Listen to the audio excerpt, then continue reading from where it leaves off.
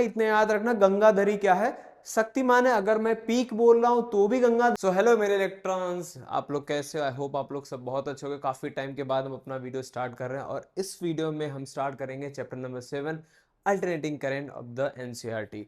जैसा कि बच्चों हमें पता है, करंट हमने पढ़ लिया है, इलेक्ट्रिसिटी के बारे में पढ़ लिया है। Now we are heading towards alternating current, जो कि हमारा क्या बहुत इंपॉर्टेंट चैप्टर है। और ये चैप्टर हमें सिखाएगा कि कैसे हमारे लाइफ में एसी और डीसी की इंपॉर्टेंस बढ़ी है, कैसे दोनों टर्म्स हमारे लिए अलग अलग हो सकते हैं। तो बेसिकली हम इस चैप्टर में अगर स्टार्ट करते हैं तो हम डिस्कस कर रहे होंगे कि भाई एसी की जरूरत क्यों पड़ी। तो हम अगर अगर एसी की बात करें, हमारे पास दो टाइप का करंट होता है, एक होता है एसी, दूसरा होता है डीसी। अब एसी मीन्स होता है अल्टरनेटिंग करंट, ठीक है, एसी मीन्स होता है अल्टरनेटिंग करंट। डीसी मीन्स होता है direct current. Direct current means जो हमारी सेल या बैटरीज से मिल रहा होता है, ठीक है। ये हो गया हमारा सेल या बैटरीज के लिए। अब एसी के अगर हम ग्राफ की बात करें तो साइनोसॉइडल फॉर्म फॉलो करता है। साइनोसॉइडल फॉर्म हो सकता है हमारा साइन के लिए, साइन का फंक्शन फॉलो कर सकते हैं, कॉस का फंक्शन फॉलो कर सकते हैं। बेसिक अगर हम डिस्कस करें इसका, हम अगर ग्राफ देखें विथ रिस्पेक्ट टाइम टी, तो हम अगर वेलोसिटी और टाइम का ग्राफ देखते हैं, ठीक है, सॉरी वेलोसिटी नहीं, पोटेंशियल और टाइम का ग्राफ देखते हैं, तो इसका जो वैल्यू स्टार्ट होगा कहाँ से होगा, जीरो से स्टार्ट होगा। तो हम इसमें देखेंगे बच्चों, एक साइकिल उसका क्या है, पॉजिटिव है, एक साइकिल उसका क्या है, नेगेटिव है। अब जो इसमें करंट की जो वैल्यू होती है, एक साइकिल के लिए पॉजिटिव होती है, दूसरे साइकिल के लिए क्या होती है, नेगेटिव होती है। मतलब हाफ साइकिल की बात कर रहे हैं तो यहाँ पे उसकी वैल्यू क्या होगी, पॉजिटिव। अगर मैं स्टार्ट करता हूँ तो ये जीरो होगा, ये होगा मेरा t/2 हाफ साइकिल के लिए, और ये हो जाएगा मुझे t। अब अगर इसको टर्म्स में लिखेंगे, जीरो हुआ, यहाँ पे मिलेगा मुझे π/2, यहाँ पे मिलेगा मुझे पाई, यहाँ पे मिलेगा 3π/2 मिलेगा, और यहाँ पे मिल जाएगा मुझे 2π मिलेगा। इस तरीके से मेरी वैल्यू क्या होगी, साइनोसॉइडल फॉर्म में चेंज करेगी, जिसका साइन का फंक्शन होता है जीरो से लेकर के 1, क्योंकि साइन जीरो की वैल्यू जीरो होती है, बट साइन 90 की वैल्यू क्या होती है, +1। वही साइन 270 पे होता है -1। तो रेंज कहां से जाएगा इसका, -1 से +1 की तरफ जाएगा। इतना हमें क्या करना है, समझना है। इतना जैसे कि हमने समझ लिया कि भाई इन टर्म्स के बेसिस पे, ठीक है, ओके, एक सेकेंड। अब इसी के साथ साथ अगर हम डीसी की बात करते हैं तो डीसी का ग्राफ कुछ इस तरीके से, सॉरी, डीसी का ग्राफ कुछ इस तरीके से रहेगा। अगर हम स्टेडी करंट की बात कर रहे हैं तो ये क्या रहेगा, कांस्टेंट, मतलब इसमें कोई भी चेंजेस होने वाले नहीं। वो जितना स्टार्टिंग में रहेगा वही एंडिंग में रहेगा, उसमें कोई भी चेंजेस होने वाले नहीं है। अब अगर हम इसमें बात करें, जब ये रोटेट करेगा तो यहां से यहां तक का जो टाइम पीरियड है ये हुआ उसका फुल साइकिल के लिए हुआ। यहां तक मेंशन मैंने किया t/2, जो कि क्या हुआ, हाफ साइकिल के लिए हुआ। अब जब ये आगे घूमेगा इस तरीके से, जब वो रोटेट करेगा तो कुछ ना कुछ उसकी रोटेशनल वैल्यू भी होगी, उसमें क्या होगा, उसकी एंगुलर फ्रीक्वेंसी होगी, जिसको हम क्या बोलते हैं, t इक्वल्स टू क्या लिखते हैं बच्चों, 2π/ω लिखते हैं। या तो हम लिख सकते हैं ओमेगा इक्वल्स टू 2π/t। मतलब हर बार ये हमें फॉर्म फॉलो करना है, और फ्रीक्वेंसी के टर्म में लिखे तो ओमेगा इक्वल्स टू लिखते हैं 2πf। ये हमें वैल्यूज कुछ याद रखनी है। अब इसी के साथ साथ अगर हम आगे जाते हैं, आगे डिस्कस करते हैं, तो हमें देखना है साइन के इसकी वैल्यूज कैसे कैसे चेंज, क्योंकि हमने जो फंक्शन डिस्कस किया था वो था I equals to Im sine omega T, और V इक्वल्स टू था Vm साइन ओमेगा टी। अब यहां पे हम देखेंगे कि Im, ये I क्या है, ये I और V बच्चों है हमारे लिए RMS वैल्यू, RMS वैल्यू। और यहाँ पे जो Vm और Im है ये है उनकी पीक वैल्यू, और हम उसको बोल सकते हैं मैक्सिमम वैल्यू, ठीक है। जैसे कि हम इस ग्राफ में देखते हैं, ये पॉइंट जो होगा हमें पीक वैल्यू देगा, किसकी देगा, Vm और Im, किस पॉइंट पे, सिमिलरली इस पॉइंट पे। तो ये पीक वैल्यू हो और RMS वैल्यू हुआ, जो हम आगे हम देखेंगे, ठीक है। अब हम जैसे डिस्कस करते हैं कि भाई क्या सोर्स सप्लाई होता है। अगर हम इंडिया की बात करते हैं, इन इंडिया जो एसी सोर्स होता है बच्चों वो होता है 220 वोल्ट और 50 हर्ट्ज फ्रीक्वेंसी के साथ होता है। लेकिन in United states of America में होगा 110 वोल्ट एंड 60 हर्ट्ज होगा उसकी फ्रीक्वेंसी। मतलब दोनों में क्या है, जमीन आसमान का फर्क है। अब इसी के साथ साथ अगर हम आगे देखते हैं बच्चों, तो हमें इसमें देखना है कि भाई क्या अलग टर्म हो सकता है। अब जब हमने इतना डिस्कस किया, हम देखते हैं जैसे कि कुछ ग्राफ हम ड्रॉ करते हैं, ठीक है। अब जैसे यहां से एक करंट इस तरीके से फॉर्म फॉलो कर रहा है। अब क्या ये एसी है कि नहीं है, इसके लिए कैसे पता चलेगा? तो वो पीरियोडिक टाइम फॉलो कर रहा है कि नहीं, पीरियोडिक ग्राफ फॉलो कर रहा है कि नहीं, उसके लिए हम बोलेंगे कि भाई वो हमारा एसी फंक्शन है, विच मीन्स ये जीरो से सेम पॉइंट में जा रहा है, तो ये एसी है। यस, ये एसी है। सिमिलर टर्म में मैं अगर डिस्कस करता हूं, स्क्वायर टाइप में जाएगा, ठीक है, ये हुआ ऐसे, तो ये भी पीरियोडिक फंक्शन फॉलो कर रहा था, ये भी एसी है। बट वही मैं अगर डिस्कस करूं कुछ और टर्म में, कि करंट हमारा कहां से कहां जा रहा है, ये स्टार्ट हो रहा है इस टर्म से, लाइक अगर देख रहे हैं ये ऊपर ही है, ऐसे इस तरीके से टच करके ही निकल रहा है, मतलब वो अपना डायरेक्शन चेंज कर ही नहीं रहा, मतलब वो उसी डायरेक्शन पे अटका हुआ है। अब ये भी ये एसी नहीं है, नो लिख सकते हैं। अब सिंपल टर्म में अगर हम समझते हैं कि ये ग्राफ दूसरा लेते हैं, ये इस तरीके से जा रहा है और ये ऐसे है, मतलब एसी के साथ साथ ये डीसी को भी क्या कर रहा है, फॉलो कर रहा है तो डीसी, बट कुछ सिम्टम जो आ रहे हैं उसके, वो किसके आ रहे हैं, एसी के आ रहे हैं। तो ये ग्राफ्स अलग अलग हो गए जो हमें बताएंगे कि भाई एसी और डीसी के बीच में डिफरेंस क्या हो सकता है। अब उसके साथ साथ हम बढ़ते हैं mean average value of current. Mean का मतलब क्या होता है कि जो अपने पास करंट की वैल्यू है, हर इंस्टेंट ऑफ टाइम पे अलग अलग होगी, उन सब का एक टोटल एक साइकिल के लिए जो वैल्यू मिलती है उसको हम क्या बोलते हैं, मीन वैल्यू। हम बेसिकली डिस्कस कर रहे होंगे हाफ साइकिल के बारे में और फुल साइकिल के बारे में। तो हमारे पास जो इक्वेशन है बच्चों, वो कुछ इस तरीके से हम क्या लिखते हैं, I equals to I M sine omega T, और v इक्वल्स टू क्या लिखते हैं, v equals to V M sine omega T. Basically हम दो पार्ट में डिस्कस करेंगे। हम यहाँ पे लिखते हैं सबसे पहले यहाँ पे for a full cycle, for a full cycle मतलब एट टी की बात करेंगे, और यहां पे हम बात करेंगे बच्चों एट t/2, ये हुआ हाफ साइकिल, विच मीन्स ये हो जाएगा हाफ साइकिल, ठीक है। अब इसके बारे में हम डिस्कस करते हैं। अपने पास बेसिक फॉर्मेशन क्या है, क्या है, मीन एवरेज वैल्यू है, तो हम इसको करंट लिखते हैं, ठीक है, इस तरीके से हो गया। एवरेज हमें डिनोट करना पता है कैसे करना है। अब ये क्या होगा, इसका फॉर्मेशन होगा 1/t फुल साइकिल के लिए। लिमिट कहां से स्टार्ट हो रही बच्चों, टी पे जाना है, हमें जीरो से स्टार्ट करके टी पे आना है, ठीक है। अब इसका क्या होगा, I D T, I D T हुआ। अब हमारे पास आई कैसे आएगा, क्योंकि हमें चार्ज की वैल्यू उस पॉइंट पे निकालनी पड़ेगी। हम डायरेक्टली भी निकाल सकते हैं और हम इसको इस तरीके से भी निकाल सकते हैं, I equals to D Q by D T. So D Q equals to क्या हो जाएगा, आई डी टी करके भी हम क्या कर सकते हैं, निकाल सकते हैं। ये फॉलो करेंगे तो भी है कि ये जब फॉलो करेंगे तो हमें यहाँ पे लिखना पड़ेगा I equals to Q upon T, जो हमें क्यू की वैल्यू मिलेगी यहाँ पे सब्सटीट्यूट करेंगे, फिर फाइनलाइज करेंगे कि भाई क्या ये वैल्यू हमारे पास सही है कि नहीं, ठीक है बच्चों। लेकिन मैं ये फॉलो कर रहा हूं, आपको ये फॉलो करना है। सो 1/t, जीरो से टी उसका लिमिट है। आई क्या है अपने पास बच्चों, आई एम साइन ओमेगा टी, आई M sine omega T D T. अब आई एम क्या है, टाइम इंडिपेंडेंट है, क्या है बच्चों, आई एम क्या है, टाइम इंडिपेंडेंट है। ये जो वैल्यू है time independent, but we are talking about time dependent. So ये D T value time independent है, किस पे, साइन पे। साइन का फंक्शन टाइम के साथ वेरी कर रहा है। हम इसको कैसे लिखेंगे, 1/t, और कॉमन क्या मिलेगा, आई एम। तो ये क्या हो जाएगा, लिमिट जीरो से टी, और ये क्या हो जाएगी अपने पास, sine omega T D T.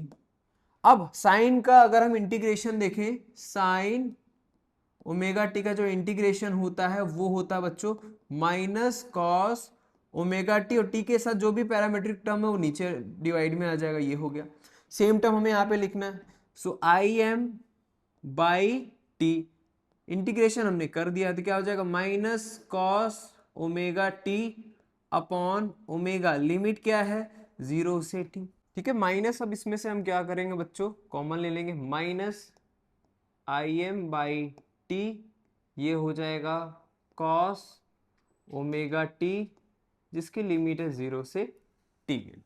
अब हम इसको और सिंपल करेंगे तो हो जाएगा अपने पास ओमेगा, यहाँ पे मैंने कॉमन नहीं लिया, ओमेगा टी बाहर आ जाएगा। जब माइनस लिखेंगे as it is minus I M by omega T. अब लिमिट पुट करते हैं, cos omega 2 pi by omega minus cos 0। अब ये वैल्यू होगी minus I M omega T.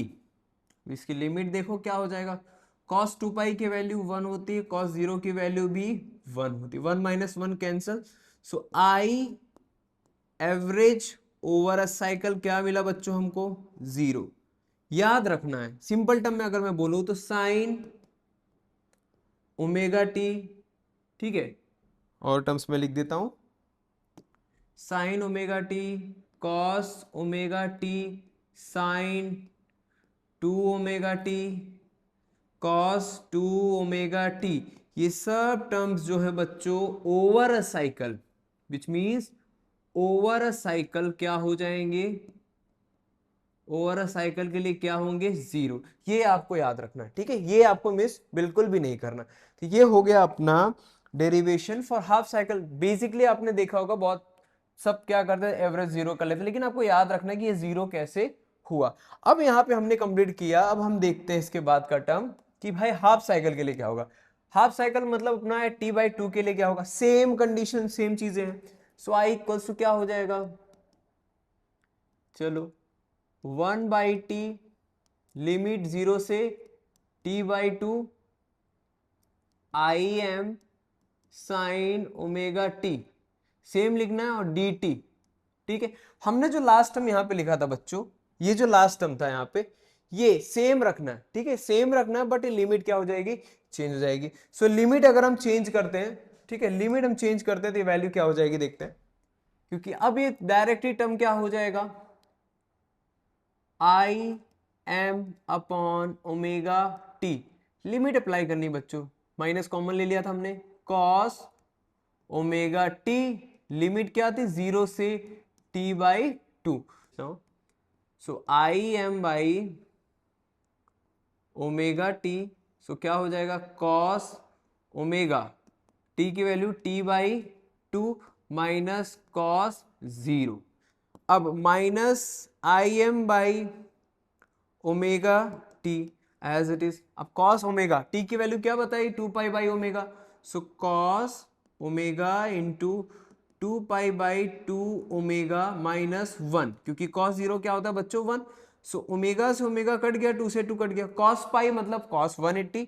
सो इसकी वैल्यू हो जाएगी minus I M upon omega T, और ये वैल्यू हो जाएगी अपने पास कॉस 1 माइनस सॉरी माइनस 1 कितना हो गया, -2 तो प्लस हो गया। So I M upon omega T, 2 होगा ना, 2 हो गया। अब अपने पास यहाँ पे ओमेगा टी, हमने यहाँ पे टी लिया था, यहाँ पे इसको भी कर दो t/2, ये भी क्या हो जाएगा t/2, ये भी हो गया t/2, ये हो गया t/2। चलो इसको हमने पहले कर दिया एक टर्म, ठीक है, ये अपने पास मिल गया। अब इसको और ओपन करेंगे तो क्या हो जाएगा, आई एम 4 आई एम हो जाएगा, 4 आई एम अपॉन ओमेगा टी की वैल्यू क्या होगी, 2 पाई बाई ओमेगा, ओमेगा ऊपर जाएगा, ओमेगा ऊपर जाएगा, और अपॉन में क्या आएगा 2 पाई, ओमेगा से ओमेगा कट गया, सो पाई से पाई से नहीं कटेगा, 2 1 जा 2, 2 2 जा 4। सो क्या आएगा अपने पास 2 आई एम बाई पाई। ये आई एवरेज की वैल्यू मिलेगी फॉर अ हाफ साइकिल। अब इसको बच्चों और अगर हम सिंप्लीफाई करते हैं तो क्या लिखेंगे, आई इक्वल्स टू क्या मिला अपने पास 2 im अपॉन पाई। अब इसको सिंप्लीफाई करेंगे तो क्या हो जाएगा डायरेक्टली, आई एम अपॉन 2 पाई है, 2 एज इट इज, पाई की वैल्यू 3.14। तो जब सिंप्लीफाई होगा इसकी वैल्यू मिलेगी अपने को 0.636 आई एम। ये हमें वैल्यू मिल गई किसकी, एवरेज वैल्यू मिल गई 2 पाई, 2 बाई क्या हो जाएगा 2 im बाई पाई। ये हमारे पास वैल्यू मिल गई इसकी, जो हमारा होगा हाफ साइकिल के लिए, ठीक है। अब इसके बाद हम डिस्कस करेंगे RMS value of AC current.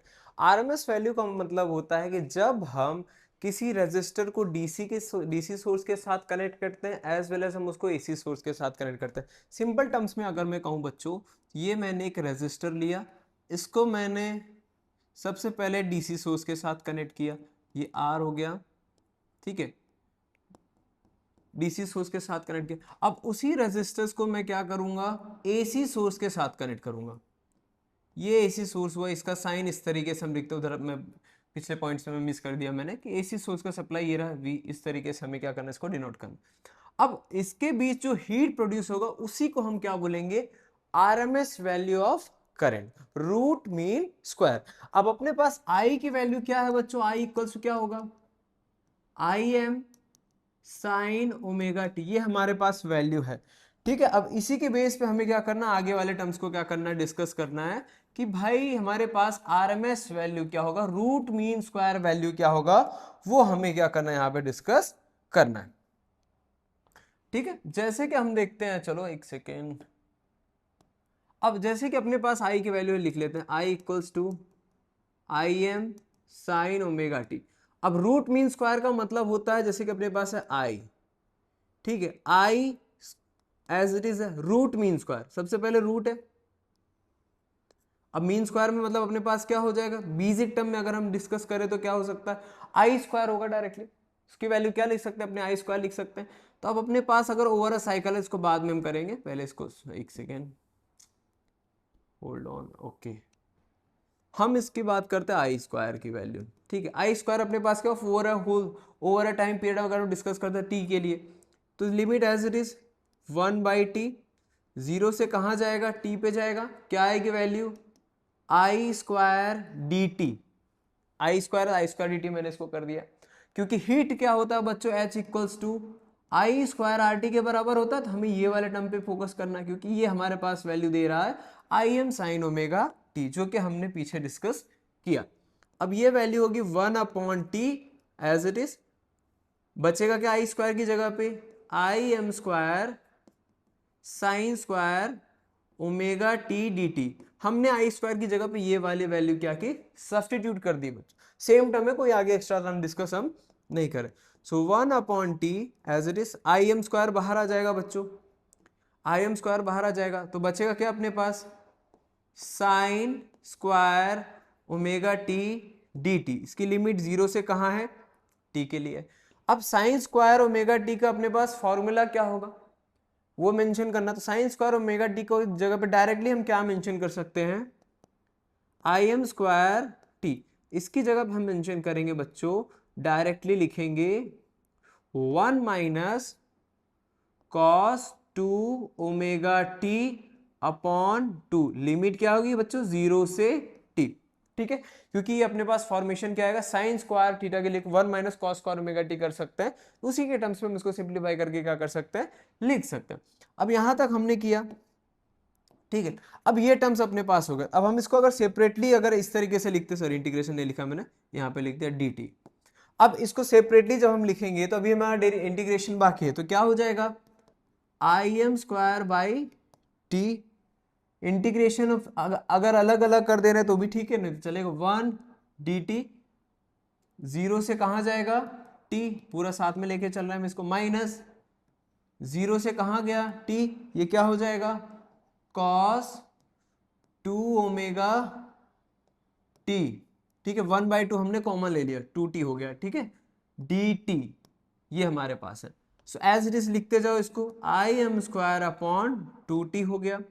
अब इसको ब्रैकेट में ओपन करो, 1 dt मीन्स क्या हो गया, t हो गया, तो इसकी लिमिट में क्या ऐसे लिख सकता हूँ, t माइनस जीरो, पहला टर्म खत्म हो गया अपना, ठीक है, पहला टर्म अपने पास खत्म हो गया। अब दूसरा cos ओमेगा टी का इंटीग्रेशन क्या होगा बच्चों, cos ओमेगा टी का जो इंटीग्रेशन होता है बेटा वो होता है साइन 2 ओमेगा टी अपॉन, जो टी के साथ मल्टीपल में 2 ओमेगा वो अपॉन में आ जाएगा, ठीक है, एज इट इज लिख सकते हैं sine 2 omega T upon 2 omega, limit हमें मेंशन करना है जीरो से टी, ठीक है, यहां तक हमने कर लिया। So I M square upon 2t as it is हुआ। अब ये तो एज इट इज टी हो गया, ठीक है, ये एज इट इज टी हो गया। अब साइन 2 ओमेगा टी, अगर हम इस टर्म को आगे बेटा थोड़ा सा सिंप्लीफाई करते हैं, विच मीन्स अगर हम 2 पाई टी की वैल्यू क्या होती है, टी रखेंगे तो 2 पाई मतलब कहां जाएगा, 2 पाई 3 पाई साइन 2 पाई, ठीक है, 4 पाई 6 पाई, इन सभी वैल्यूज पे उसकी वैल्यू क्या होती है, जीरो, और साइन जीरो की वैल्यू भी क्या होती है, जीरो। तो इसको ज्यादा छेड़ने की जरूरत बिल्कुल भी नहीं, क्योंकि उसमें ज्यादा सिंप्लीफिकेशन की जरूरत। तो ये पूरा टर्म क्या हो गया, ये पूरा टर्म हो गया बच्चों जीरो। ठीक है, समझ में आ रहा है, क्लियर हो रहा है, ये पूरा टर्म क्या हो गया, जीरो। तो ये हमारे पास क्या बचा, टी। अब टी से टी क्या हो गया, कैंसल आउट हो गया। तो हमारे पास जो आई स्क्वायर की वैल्यू बची, ठीक है, आई स्क्वायर की वैल्यू क्या लिख सकता हूं मैं, आई एम बाई 2। अब रूट मीन स्क्वायर मतलब विच मीन्स ये हुआ, ये अपने पास आई की value, I R M S जिसको हम बोल सकते हैं, एक second, I R M S जिसको हम बोल सकते हैं, आई इक्वल टू क्या हो जाएगा, under root root mean square, तो ये आई मीन स्क्वायर हो गया। अब सारे टर्म्स यहां पे रख दो, ये आई एम स्क्वायर होगा, सारे टर्म्स यहां पे रखो तो क्या हो जाएगा, आई एम स्क्वायर अपॉन 2, जो सिंप्लीफाई होकर के क्या हो जाएगा, आई एम बाई रूट 2। ये किसकी वैल्यू मिली मुझे, आई की वैल्यू मिल गई।